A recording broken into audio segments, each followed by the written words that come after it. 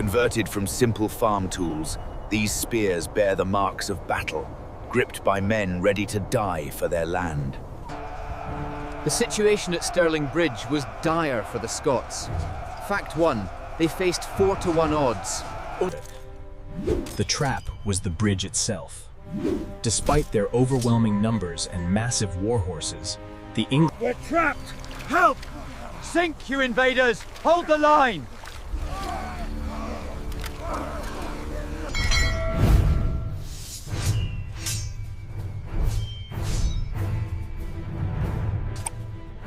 On September 11th, 1297, the morning mist rolled off the River Forth like a funeral shroud. William Wallace stood on Stirling Hill, watching the impossible approaching. From his vantage point, the 27-year-old outlaw could see the might of England marching toward him in perfect formation. 9,000 soldiers stretched across the valley like a steel river flowing toward death. Against this professional war machine, Wallace commanded exactly 2,300 men, farmers, merchants, blacksmiths with pitchforks. The mathematics was simple and terrifying, 4-to-1 odds. But what happened in the next 6 hours defied every law of medieval warfare. If you're still watching at 8:45, you'll see how exhausted peasants achieved the impossible through one of the most brilliant tactical traps in history. This isn't just another battle story. This is about genius that changed Scotland forever. Hit subscribe right now because what I'm about to show you at 11:30 will blow your mind. Picture this. You're standing on Stirling Hill in September 1297. The morning air carries the smell of damp earth, river water, and your own fierce sweat. The Scottish cold bites through your threadbare tunic and feels like ice against skin that hasn't known proper food in weeks. Your weapon weighs maybe 8 pounds, a farming scythe hastily sharpened into something resembling a weapon. Your scouts have just returned. Their faces tell you everything before they speak. Not 3,000 enemies as you feared, 9,000 of England's finest. That's 4 enemies for every one of your farmers. To put that in perspective, imagine facing an entire sold-out basketball arena while you have the population of a small classroom. But here's what the chronicles don't tell you. At 27, William Wallace wasn't supposed to be commanding anything, a wanted outlaw with a price on his head large enough to buy a castle. His back still carried the scars from English whips after they murdered his wife Marion just 5 months earlier. Remember this detail about his personal vendetta. It'll matter at 9:20, yet facing him stood John de Warenne, Earl of Surrey, a man who had commanded armies for 30 years, a warrior who had crushed Welsh rebellions and won battles on 3 continents. At 64, he was England's most experienced field commander. The political situation was more desperate than most people realize. Since Edward I's conquest in 1296, Scotland had endured 18 months of brutal occupation. English garrisons controlled every major castle. Scottish nobles who resisted had been hanged, their lands seized, their families imprisoned. Back in Westminster, Edward Longshanks waited like a vulture. He'd already declared Scotland a vassal state. One major victory and Scottish independence would be crushed permanently. This wasn't just another skirmish, it was Scotland's final roll of the dice. But the stakes went beyond one nation's freedom. If England won here, Edward's armies would flood north into the Highlands within weeks. The brutal harrying of the north would extend to Scotland. Every vestige of Scottish culture faced systematic extinction. Here's where it gets crazy. Wallace had dysentery that nobody knew about. The chronic disease left him weakened, dehydrated, barely sleeping. His own commanders believed he was too sick to think clearly.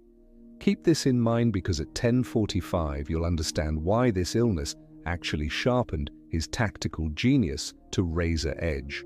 Hold on, because what I'm about to tell you makes the odds even worse. The morning started with Wallace needing a defensive position for his 2,300 poorly armed Scots near Stirling. The local terrain, absolute nightmare for defenders. Unlike the narrow mountain passes at Thermopylae, Stirling offered wide open fields perfect for English cavalry. The flat ground gave mounted knights every advantage.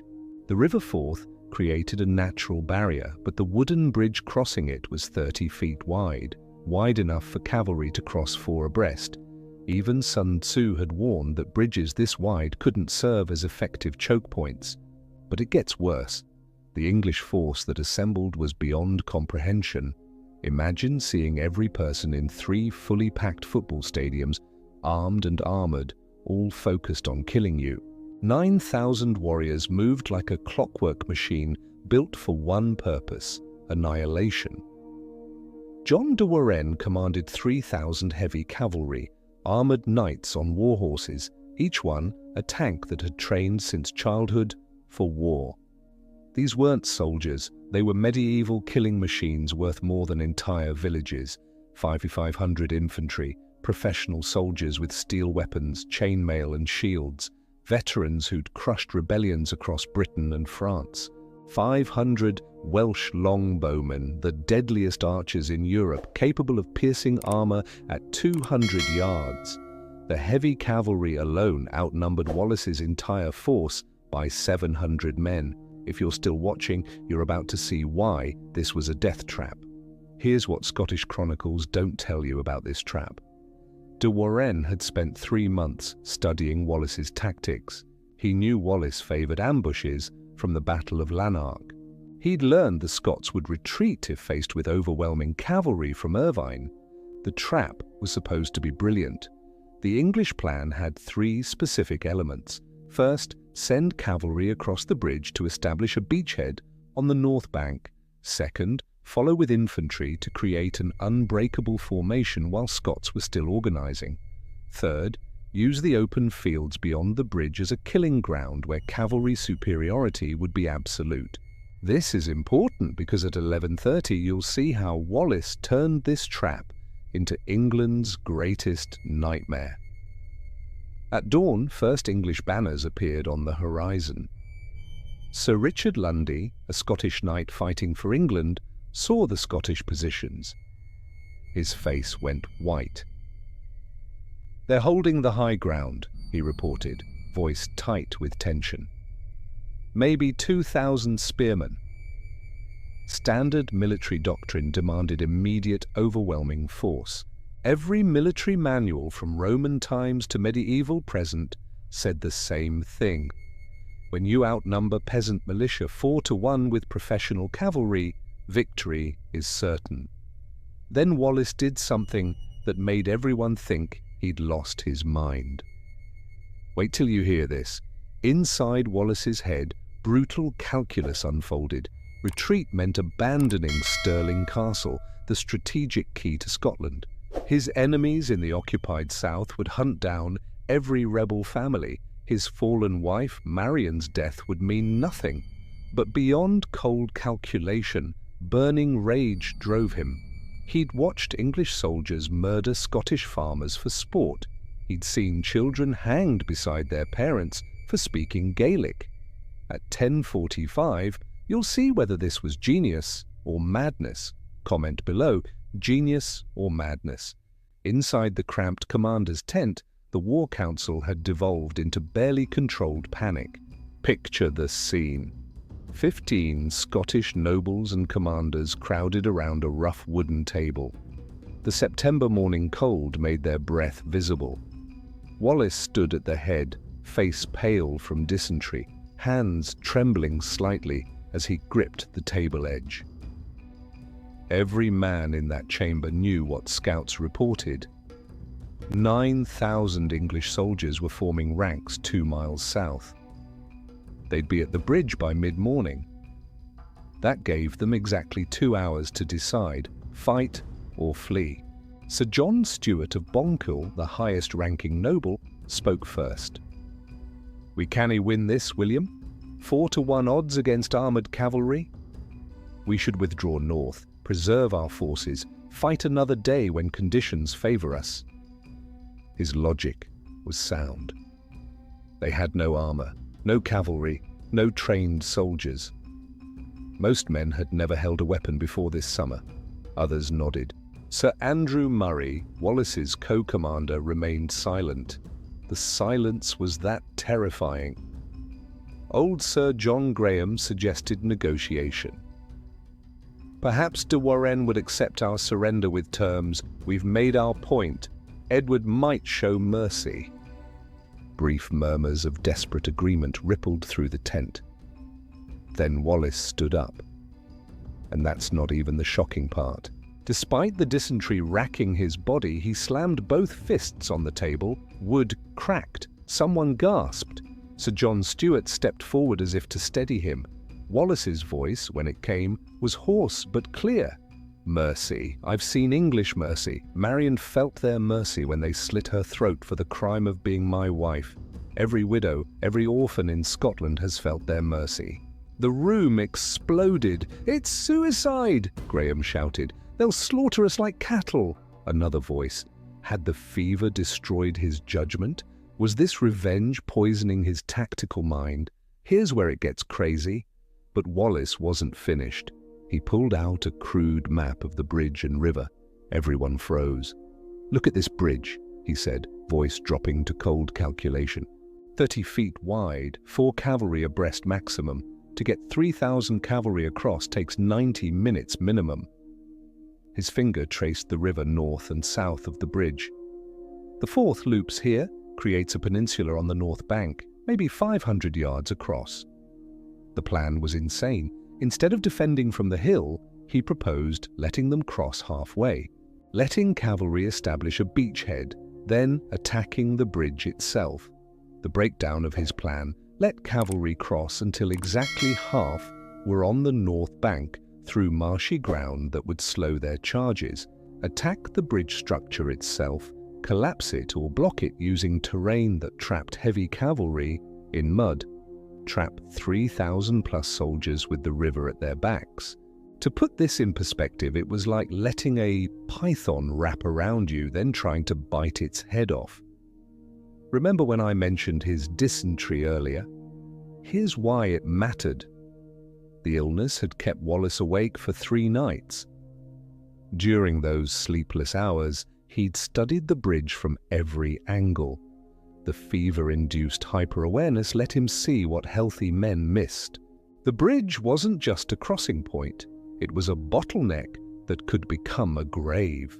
Sir Andrew Murray stared at Wallace.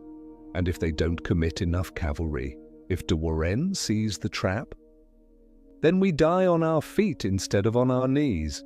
One by one, the commanders broke. Sir John Graham was first. "I'll hold the left flank." Then Sir Andrew Murray. "I command the pike wall."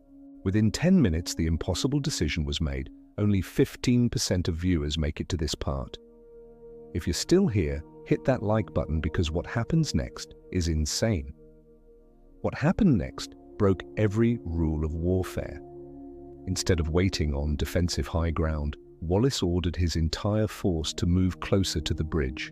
They would position themselves within a quarter mile, close enough to strike but hidden by the rolling terrain. Every man who could hold a spear would march into position and wait like coiled springs. The insanity of this plan? If the English spotted them too early, cavalry would ride them down in open field. Here's what military historians still can't explain. 2 miles in full battle formation in under an hour.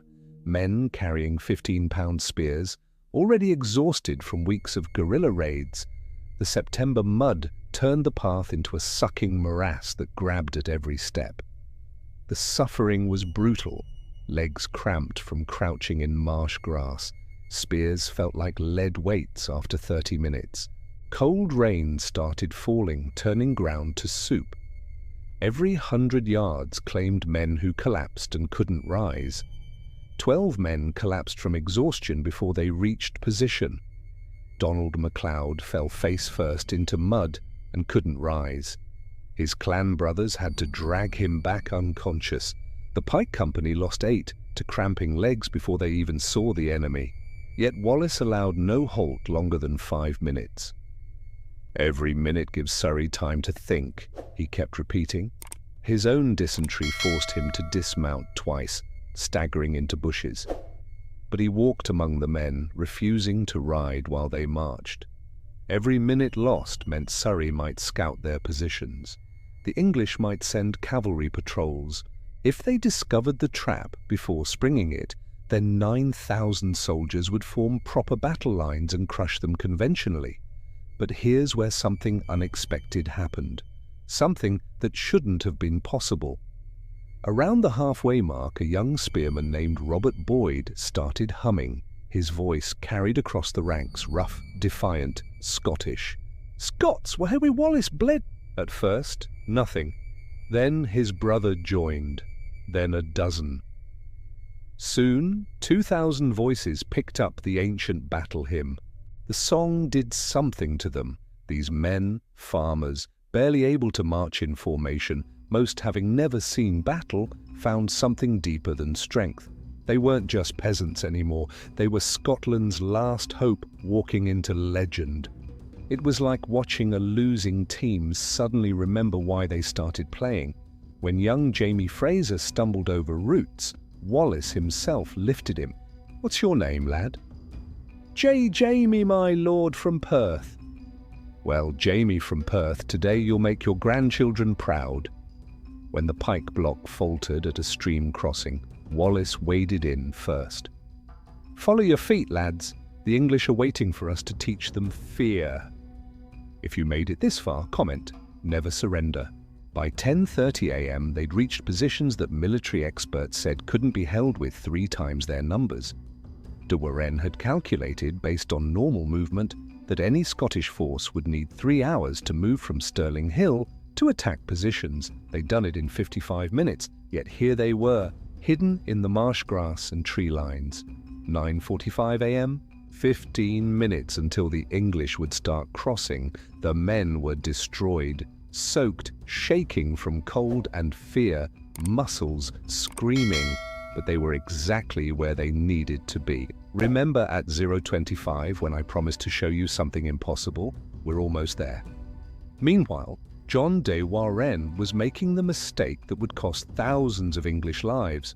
Completely confident in his overwhelming superiority, he'd allowed his army to approach the bridge in casual formation, like a parade, not a battle march. Here's what the English camp looked like. Their fatal deployment, heavy cavalry in the vanguard, but bunched together waiting for bridge access, no room to maneuver. Infantry lagging 400 yards behind cavalry, too far for mutual support. Welsh archers still breaking camp a mile back, completely out of position. Siege equipment and supply wagons blocking the southern approach, creating their own bottleneck. Some knights had even removed helmets in the morning heat, carrying them on saddle horns. His officers were already celebrating. Sir Marmaduke Thweng had laid wagers on how many Scots his lance would personally kill. 10 peasants minimum before noon, he'd boasted to cheering knights. Sir Richard Waldegrave was already planning the victory feast in Stirling Castle that evening. De Warenne himself had brought ceremonial chains, quite literally, to parade Wallace through London Inn. He wasn't planning a battle, he was planning a public execution tour. His saddlebags were packed with formal documents proclaiming Edward's total authority over Scotland. The overconfidence was breathtaking. But here's what they missed. The cavalry positioned at the bridge's south entrance was 600 yards from the infantry, still forming up. With marshy ground between them, response time was 15 minutes minimum. The supply train sat completely exposed on the southern road, unguarded except by camp servants. Most critically, the Welsh longbowmen that should have been providing covering fire for the crossing were instead still eating breakfast a mile away because Surrey hadn't bothered to deploy them. It was a tactical disaster waiting to happen. And here's the kicker. Scouts had told de Warenne that Wallace's forces were still on Stirling Hill, 2 miles north. Rabble of perhaps 2,000 holding defensive ground, they'd reported confidently. Based on this, he'd calculated the Scots would wait to be attacked. Peasants always defend, they lack the courage for aggression, he'd said that morning over wine. Every calculation was wrong, every assumption was fatal. By 10 a.m., Wallace's impossible positioning was complete. Scouts returned with electrifying news. The English weren't ready. They thought they had all day. Still watching? Good, because what happens in the next 12 minutes is the most insane quarter hour in medieval military history. September 11th, 1297, 10:15 a.m., everything changed. De Warenne got his first warning when outrider scouts came galloping back in panic. Scottish forces in the marshes, not 2 miles north, they're here. His reaction? Complete disbelief. Impossible, he said, dismissing them. His scouts had confirmed the Scots on Stirling Hill just 90 minutes ago. It had to be a small patrol, local militia causing trouble. He sent orders for 2 cavalry companies to clear out whatever rabble is making noise. This mistake would haunt him for the rest of his life. Here's where legend meets reality.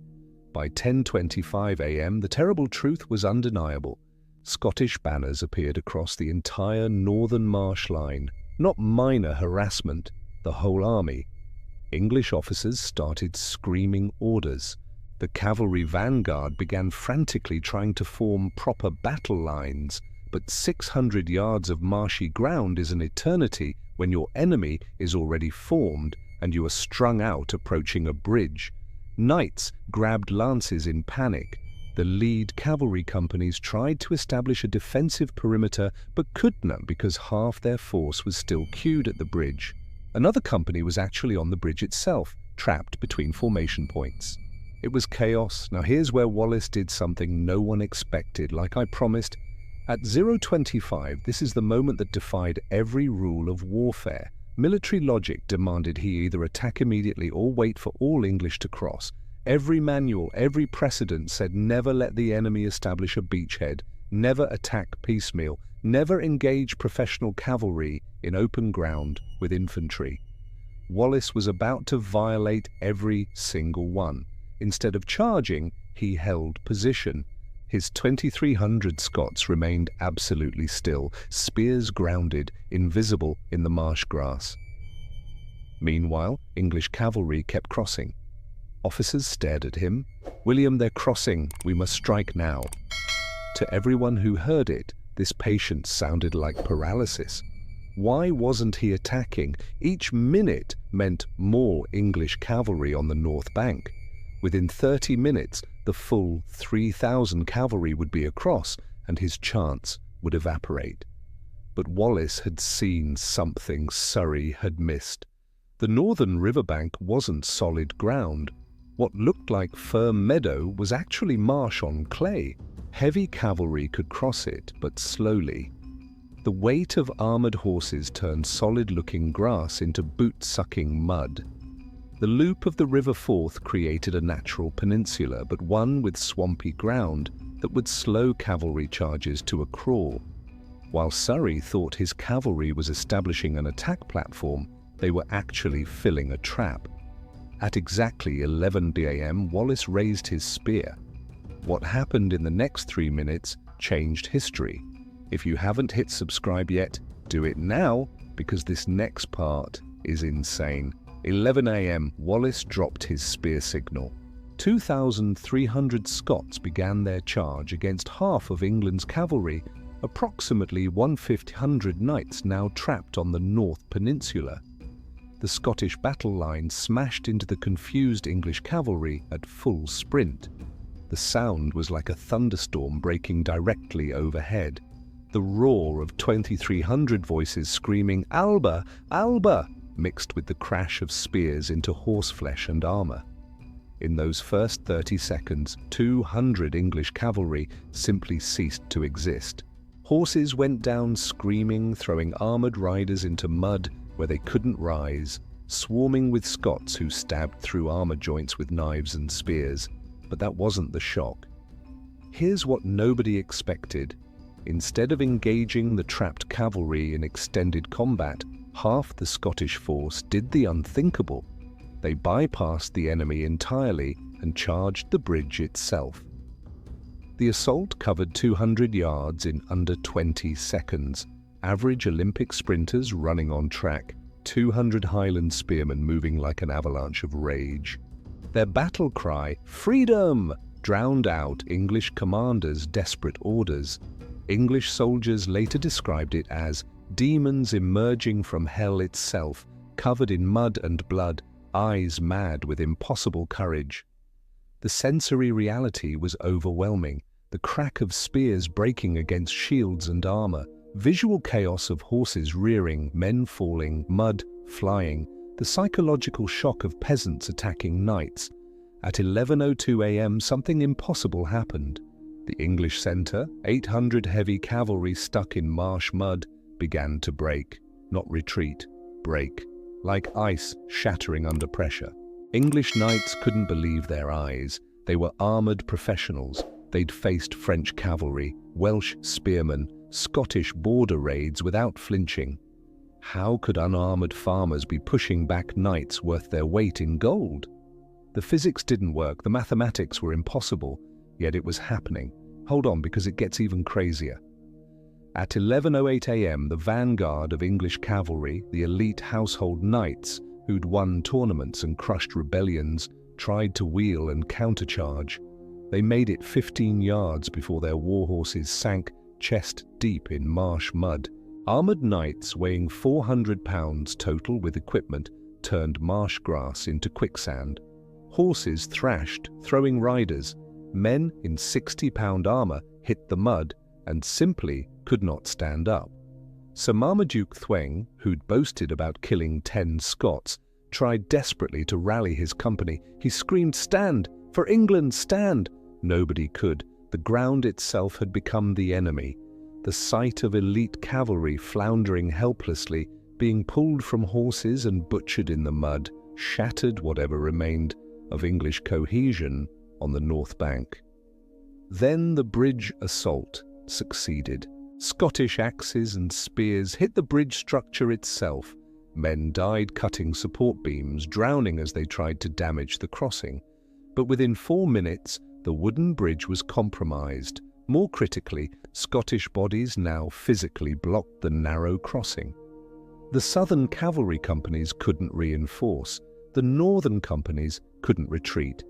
1,500 English cavalry were cut off with the river at their backs, sinking in marsh mud, surrounded by the impossible, Scottish farmers winning. John de Warenne himself, watching from the south bank, realized the horror unfolding. The man who had commanded victories across Europe was watching his elite cavalry being butchered by peasants because he'd underestimated everything: the enemy's courage, the terrain's treachery, the bridge's vulnerability. His ceremonial victory chain sat in his tent. They would never touch Wallace's neck. What followed wasn't a battle, it was a massacre. Pay attention to this next part because the numbers are shocking. The slaughter lasted until sunset. Scottish forces, blood rage fully ignited, pursued fleeing English cavalry for 6 miles south. The killing was mechanical, efficient, horrible. The pursuit's grim reality. Stirling Bridge approaches became a carpet of bodies so thick men walked on corpses. The River Forth ran red, literally documented by chroniclers for 3 days. Survivors described drowning victims creating a dam of bodies in the river. The very ground became saturated with blood until it pooled in low spots. By 6:00 p.m., when light finally failed, silence fell over carnage beyond medieval comprehension. Now here's where the numbers become insane. When they counted the dead, English casualties, 5,000 plus dead. To put that in perspective, that's more than died on D-Day's Omaha Beach. The population of a medieval town, gone in 6 hours. Bodies carpeted the northern riverbank for 400 yards in every direction. Chroniclers recorded they couldn't walk from bridge to tree line without stepping on English dead. Against this carnage, Scottish casualties seemed like a miracle. The exchange rate was 25 to 1. 25 English soldiers killed for every Scot lost. Comment below if you can believe these numbers, because military historians argue about them to this day. Yet multiple independent sources confirm the catastrophic English losses. But that's not all Scotland captured. The English army had carried wealth to sustain a months-long occupation campaign. £40,000 sterling in silver, enough to fund Scotland's entire government for a year. 3,000 warhorses, each worth a castle's annual income. 4,000 suits of armour, instantly transforming Scottish capability. Supplies for 9,000 men for 3 months. Food, weapons, equipment. Siege equipment including trebuchets and battering rams. In 6 hours, it all became Scottish property. More importantly, Hugh de Cressingham, the most hated English official in Scotland, Edward's treasurer, who'd imposed crushing taxes, was killed. Legend says Wallace had his skin flayed and made into a belt. Whether true or not, Scots celebrated his death for weeks. Here's what chronicles reveal about the true cost. The victory was real but incomplete. Andrew Murray, Wallace's co-commander and a crucial leader, died from wounds suffered in the battle. His death within months robbed Scotland of another brilliant commander. The English retained control of major southern castles. Edward I remained furious and would return with vengeance. We'll come back to this, but first, you need to see what happened next. The news reached King Edward in Flanders 3 weeks later. Messengers arrived exhausted, terrified, barely able to deliver the reports. They'd ridden day and night across England. Edward I received the reports in absolute silence. Then he threw his wine cup across the room, shattering it against stone. What? They brought Hugh de Cressingham's armour, pierced dozens of times, to prove it was real. The empire that had conquered Wales, dominated Ireland, and subjugated Scotland had suffered its most catastrophic defeat at the hands of a 27-year-old outlaw with no formal military training. The psychological shockwave was immediate. The domino effects. Edward's planned French campaign collapsed as he redirected all military resources to Scotland. Scottish rebellion ignited across the entire country within days. English garrisons abandoned northern castles in panic. Edward's claim to Scottish overlordship became a humiliating joke across Europe. Stirling Castle, the prize both sides fought for, surrendered without siege. Within 10 days, Scotland north of the Forth was free. For Scots, unrestrained celebration erupted. Church bells rang for 3 straight days. Towns that had hidden Scottish banners for 18 months flew them openly.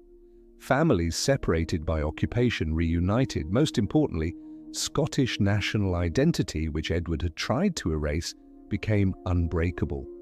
The idea that peasants could defeat professional soldiers through courage and cunning became embedded in Scottish culture forever.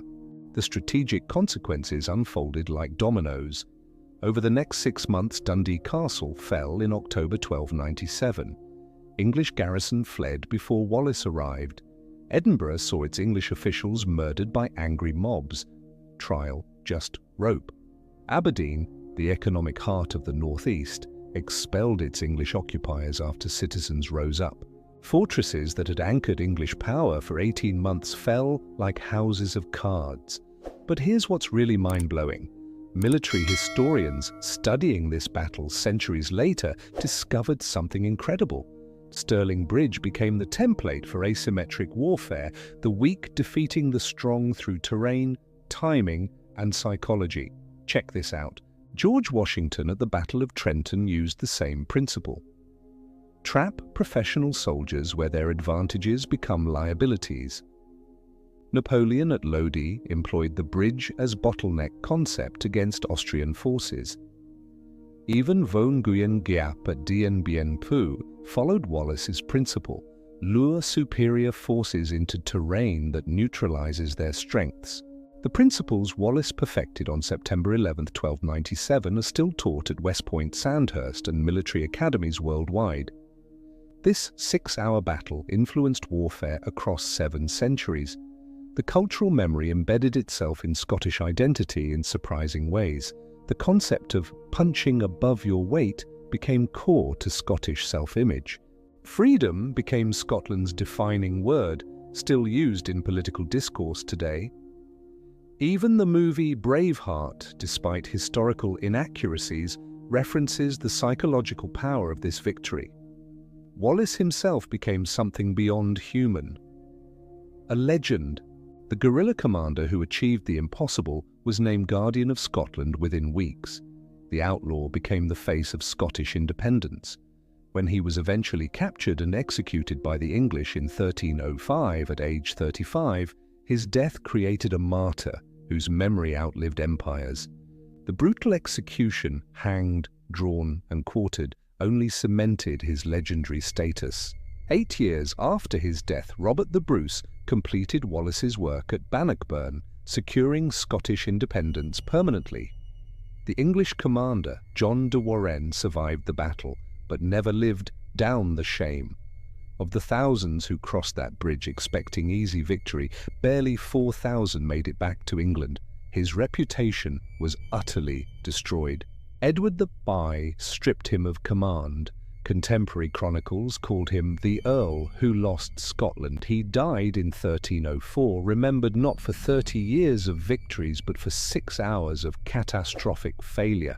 Now here's the part that'll blow your mind. Remember back at Tula when I mentioned Wallace's dysentery and his murdered wife Marion?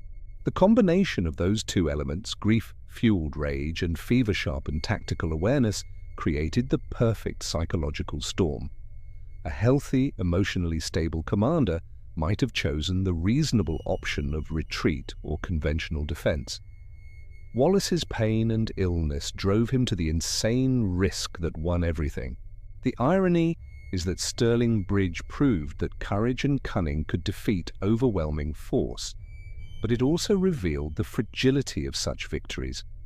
Wallace himself would eventually be defeated, betrayed, and executed. Victory over Surrey's army couldn't prevent Edward's return with an even larger force.